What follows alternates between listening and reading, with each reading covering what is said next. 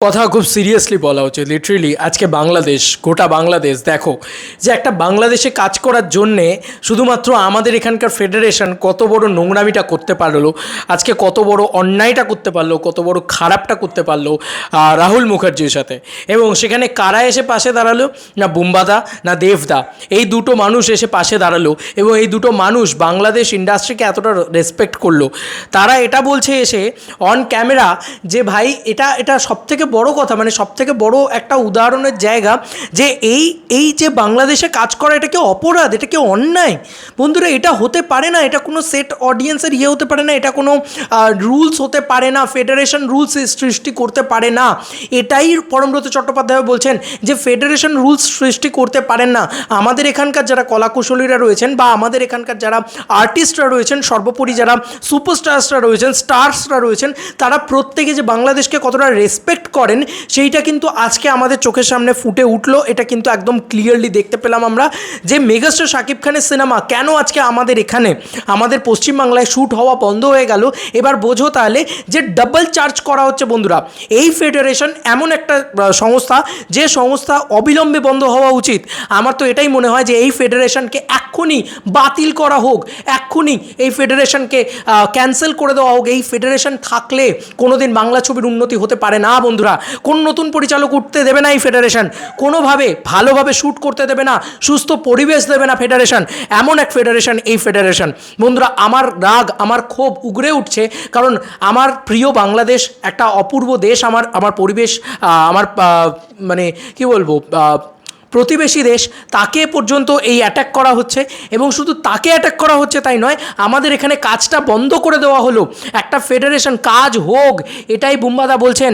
বুম্বাদা মানে স্বয়ং আমাদের সবার প্রিয় প্রসেনজিৎ চ্যাটার্জি এবং দেবদা, তারা বলছে যে কাজটা হোক, কাজটা হতে দাও। আজকে বম্বে থেকে যারা এখানে এসে কাজ করছে, কৌশিক গাঙ্গুলি নিজে বলছে, আমাদের এখানকার এত বড় একজন ডিরেক্টর, তিনি বলছেন যে এখানে নাকি ফেডারেশন সেই কাজ করাটাকে বন্ধ করিয়ে দেওয়ায়। ইয়েস বন্ধুরা, বাইরে থেকে যারা কাজ করতে আসে তাদেরকে ডবল চার্জ করা হচ্ছে। আজকে বাংলাদেশ থেকে যারা কাজ করতে আসছে কেন তাদেরকে ডাবল চার্জ করা হবে?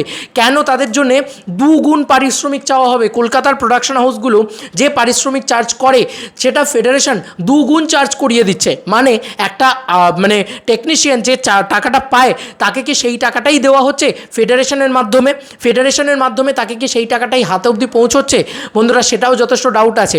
এই যে দুগুণ টাকা চার্জ করা হচ্ছে, এই টাকা কার ঢুকছে পকেটে, সেটা সবথেকে বড় প্রশ্ন। বন্ধুরা এই প্রতিবাদগুলো হওয়া উচিত। আজকে গোটা আর্টিস্ট ফোরাম থেকে শুরু করে আজকে সোমবার থেকে ডিরেক্টররা যাবে, ফ্লোরে যাবে, বন্ধ করে দেবে বলেছে। দেখি কিভাবে বাংলা সিনেমা হয়। একদম সত্য কথা, রাজ চক্রবর্তীর পূর্ণ সমর্থনে কথা বলছি। আজকে মেগাস্টার শাকিব খানকে কে আটকেছে, কে এপার বাংলায় আটকেছে, সেটা সবথেকে বড় কথা। আজকে একটা খুব বাজে মানে ভার্সেস রোটে ছিল না, যে জিদ্দার এগেনস্টে, মানে জিদ্দাকে নাকি শাকিব খান ওখানে আটকে দিয়েছে, বাংলাদেশে নাকি জিদ্দার ছবি রিলিজ করতে দেয় না। আরে ভাই কি যায় আসা শাকিব খানের, কেন রিলিজ করতে দেবে না? এইটা পরবর্তীকালে আমাদের এখানকার ক্রিয়েটাররা পরবর্তীকালে ক্ষমা চেয়ে নিয়েছে যে না, এটা একটা ভুল তথ্য, এটা একটা ভুল কথা, যে জিদ্দাকে মেগাস্টার শাকিব খান কখনো আটকায়নি। কিন্তু আজকে আমাদের এখানে জলজান্ত প্রমাণ যে জিদ্দাকে তো শাকিব খান আটকায়নি।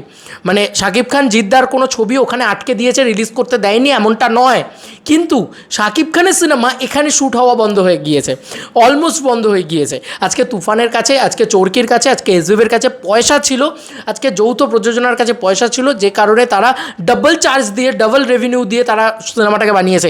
কেন তারা ডাবল রেভিনিউ দেবে? আমার কাছে বড় প্রশ্ন হচ্ছে, তুফানের যা বাজেট তার হাফ বাজেটে তুফান বানানো যেত। পশ্চিমবাংলায় তুফান শুটিং হয়েছে পুরোপুরি, কলকাতার বুকে তুফান শুটিং হয়েছে পুরোপুরি। এটা অন্যায় নয়, এটা মেগাস্টারের সাথে অপরাধ বা অন্যায় করা হচ্ছে না। আজকে রাহুল মুখার্জি, যিনি আরফিন শুভর সাথে একটা সিরিজ করেছেন বলে তাকে ব্যান্ড করে দেওয়া হচ্ছে। ছি, লজ্জাজনক এটা যে ফেডারেশন ইন্ডিয়া ভার্সেস বাংলাদেশ করছে। তারা বাংলাদেশে গিয়ে কাজ করেছে বলে তাদের জ্বলে যাচ্ছে বুক। কেন জানো? কারণ তাদের এখানকার ফেডারেশনের যে টেকনিশিয়ানস আছে সেই টেকনিশিয়ানস নিয়ে কাজ করেনি না, ফেটে যাচ্ছে, বুক ফেটে যাচ্ছে। সালা ভাই, আমাদের তো পকেটে টাকা কামানো হলো না, আমাদের তো দুগুণ টাকা কামানো হলো না, সঙ্গে সঙ্গে ডিরেক্টরটাকেই ডিসমেন্টাল কর। এই লেভেলের অপরাধ, এই লেভেলের অপরাধ জগতের সাথে যুক্ত হয়ে রয়েছে একটা গোটা সংস্থা। সেই সংস্থার এগেনস্টে আজকে আমাদের গোটা টলিউড কথা বলেছে। এবং আজকে দেখো বাংলাদেশ, আমি এটাই তোমাদেরকে বলবো যে কারা এসে পাশে দাঁড়িয়েছে বাংলাদেশের। অনেকেই আমি দেখছিলাম এই পুরো পরিবেশের জন্যে বাংলাদেশের কাছে তো পুরো বিষয়টা ক্লিয়ার নয়, তারপরেও তারা মোটামুটি একটা মানে বুঝতে পেরে তারা বুঝতে পারছে যে আজকে ওরা তারা বাংলাদেশে বলছে যে বাংলাদেশে আজকে দেবদা বা বুম্বাদা তারা যেন বাংলাদেশের সিনেমা গিয়ে করে। আমার তো মনে হয় না বাংলাদেশে এরকম কোনো রুল আছে যে এখানকার স্টাররা বা এখানকার এরা গিয়ে যদি ওখানে সিনেমা করে তাহলে তাদের সিনেমাটাকে আটকে দেওয়া হবে বা তাদেরকে সিনেমা করতে দেওয়া হবে না, তাই না? এরকম কোনো রুল আছে? বা তাদের কোথাও গিয়ে আমাদের এখানকার কোনো আর্টিস্ট গিয়ে বাংলাদেশে কাজ করতে পারবে না, বাংলাদেশের ফেডারেশন বা বাংলাদেশের যারা এ রয়েছে তারা কি আটকে দেবে সেটাকে? আমি জানি না, আমি সত্যি জানি না। আর পৃথিবীর কোনো দেশে কোনো রাজ্যে এরকম জিনিস আছে নাকি? সবথেকে বড় কথা, এখানকার যারা ডিরেক্টররা রয়েছেন, যেরকম হিন্দি ডিরেক্টর মানে হিন্দিতে কাজ করেছেন যারা উড়িষ্যাতে গিয়ে কাজ করেছেন, তারা নিজেরা বলছেন ফেডারেশন এত নোংরা একটা জায়গা, বাংলা ফেডারেশন এত নোংরা একটা জায়গা, ওয়েস্ট বেঙ্গল ফেডারেশন এত নোংরা একটা জায়গা, যারা নিজেদেরকে নেওয়ার জন্যে মানে তারা কি সত্যি কর্মক্ষমতা অক্ষম? মানে আমার এটাই বক্তব্য যে ফেডারেশনের টেকনিশিয়ানসরা কি সত্যি কাজ করতে জানেন না, যে তাদেরকে নিতেই হবে? মানে 10 দিনের কাজ রয়েছে বড় ইউনিট নিয়ে, 5 দিনের ছোট ইউনিট নিয়ে কাজ রয়েছে, তাও আমাকে বড় ইউনিট নিয়ে কাজ করতে হবে। যদি না করতে পারি তাহলে আমাকে ছবিটা বানাতে পারবো না আমি। এইটা নিয়ম, এইটা তো অপরাধ, এটা একটা বড় অপরাধ বন্ধুরা। এই অপরাধ জগতের সাথে গোটা একটা সংস্থা জড়িত হয়ে রয়েছে এবং সেটাকে সাপোর্ট করছে কিছু ইউটিউবার, কিছু মানুষ বলছে যে ফেডারেশন থাকা উচিত এবং ফেডারেশনের এই মানে টেকনিশিয়ানসদের হয়ে কথা বলছে।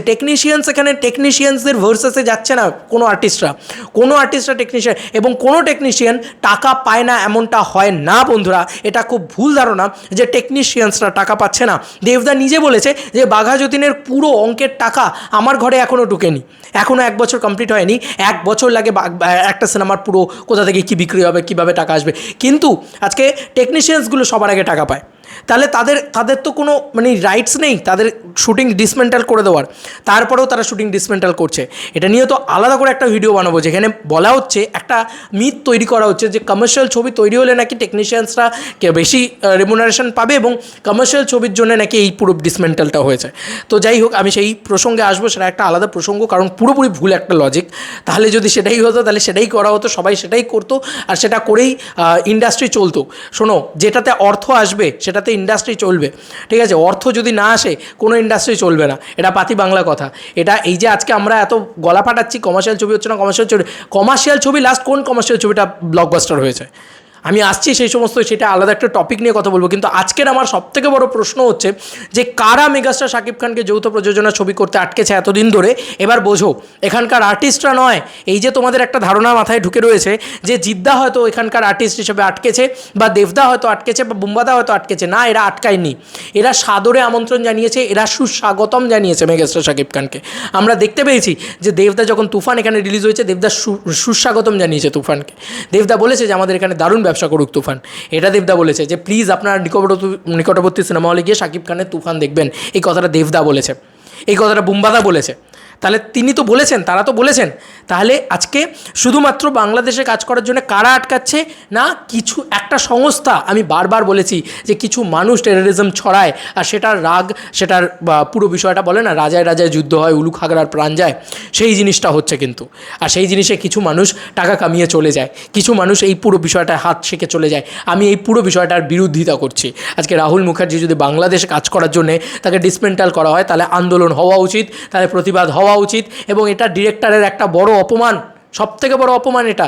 এবং আজকে মেগাস্টার শাকিব খান কেন এখানে কাজ করতে পারছে না? কারণ দ্বিগুণ টাকা তাকে দিতে হচ্ছে বাংলাদেশ থেকে এসে। কেন তিনি দ্বিগুণ টাকা দেবেন? আমার কাছে বড় প্রশ্ন। ওটাও একটা বাংলা ছবি, এটাও একটা বাংলা ছবি, ওটারও বিজনেস বাংলা বিজনেস, এটারও বিজনেস বাংলা বিজনেস। তাহলে কেন এটা হবে? কেন এই দ্বিগুণ টাকা দিতে হবে? এবং এই দ্বিগুণ টাকা পায় না ফেডারেশন যে দ্বিগুণ টাকাটা বলছে, সেই দ্বিগুণ টাকা কিন্তু সমস্ত টেকনিশিয়ানসের পকেটে ঢোকে না। তাহলে টেকনিশিয়ানসদেরও লাভ হচ্ছে না, যারা গরিব মানুষ তাদেরও লাভ হচ্ছে না। লাভটা কাদের হচ্ছে আমি আর আলাদা করে বললাম না। ফেডারেশন ভার্সেস ইন্ডাস্ট্রি চলছে, বাংলা ইন্ডাস্ট্রি, এটা কিন্তু কোনোভাবেই মীমাংসা হওয়ার জায়গায় নেই। কালকে কিন্তু আরও একটা অন্য লজিক দেওয়া হয়েছে তাদের পক্ষ থেকে, এবং এটা কিন্তু আরও বেশি করে কন্টিনিউ হবে। এবং যতদিন কন্টিনিউ হবে ততদিন আমি প্রতিবাদ করব উইথ দেবদার পক্ষে হয়ে। ইয়েস, কারণ দেবদা সত্যি লড়াইটা লড়ছে, একদম পারফেক্ট লড়াইটা রয়েছে। বুম্বাদা আজকে এত বড় একটা ইন্ডাস্ট্রি, মিস্টার ইন্ডাস্ট্রি, তিনি আজকে ইন্ডাস্ট্রিতে গিয়ে কাজ করতে পারছেন না। তিনি কাজ করতে গিয়ে তিনি বসে রয়েছেন। ছি, ধিক্কার জানে এরকম ইন্ডাস্ট্রিকে। মানে এটা ফেডারেশন, এইটা ফেডারেশন, এরকম ফেডারেশন থাকার থেকে উঠে যাওয়া ভালো। সবার আগে ফেডারেশন ওঠা উচিত। বাংলা ইন্ডাস্ট্রিতে আর্জি জানানো হোক, ফেডারেশন উঠে যাওয়া উচিত। ডিরেক্টরসদের জন্য ফেডারেশন, ফেডারেশনের জন্য ডিরেক্টররা নয়। এটা একদম পারফেক্ট কথা বলেছেন কৌশিক গাঙ্গুলি। এবং তার সঙ্গে সঙ্গে আজকে বুঝতে পারছো যে বাংলাদেশ কিভাবে সাফার করছে। আজকে বাংলাদেশের কাছে টেকনিক্যালিটি যদি কম থাকে, তারা এখানে এসে টেকনিক্যালিটি নেবে, তারা সাপোর্ট নেবে, তারা ভালোভাবে ছবি শ্যুট করবে। এতে অসুবিধাটা কোথায়? তারা তো আমাদের শত্রু নয়, কিন্তু ফেডারেশন এটা তৈরি করছে যে তারা আমাদের শত্রু, তাদের সাথে কাজ করা যাবে না। তাদের সাথে যদি তুমি কাজ করো তাহলে তোমাকে ব্যান্ড করা হবে।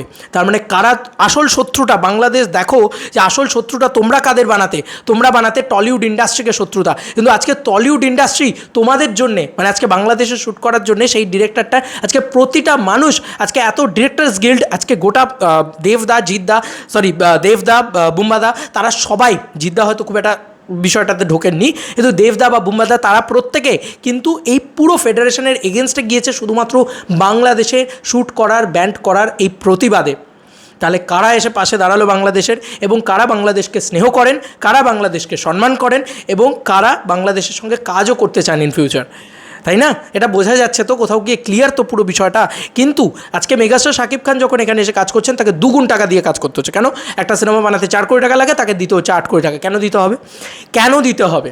আমার কাছে এটাই প্রশ্ন।